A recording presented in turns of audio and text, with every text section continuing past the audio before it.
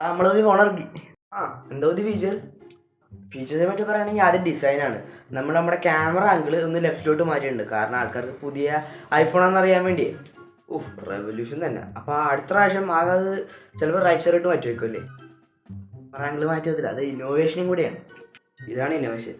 എനിക്ക് 120 വാട്ടിൻ്റെ fast charging ഉണ്ട്. 10 minute charge ചെയ്താൽ ഫുൾ ചാർജ്. നിൻ്റെയൊക്കെ ഫോണിന് ഒരു iOS അപ്ഡേറ്റിനെ സർവൈവ് ചെയ്യാൻ പറ്റും. അറ്റ്ലീസ്റ്റ് ഞാൻ പെട്ടി ചാർജിങ് കൊടുക്കും. ഇപ്പം നിങ്ങൾ വന്ന് ഇൻസ്ട്രക്ഷൻസ് കൊടുത്തു കളഞ്ഞ ആപ്പിള്. കഷ്ടം. ഇപ്പം കാലിപ്പെട്ടി ഫോൺ മാത്രമേ അതിൻ്റെ ഉള്ളൂ, പിന്നെ ഒരു കേബിളും. തീർന്ന ആപ്പിൾ. സത്യം, ആപ്പിൾ ഫോൺസ് എന്ന് പറഞ്ഞാൽ ചിക്കൻ ഇല്ലാത്ത ബിരിയാണി പോലെയാണ്.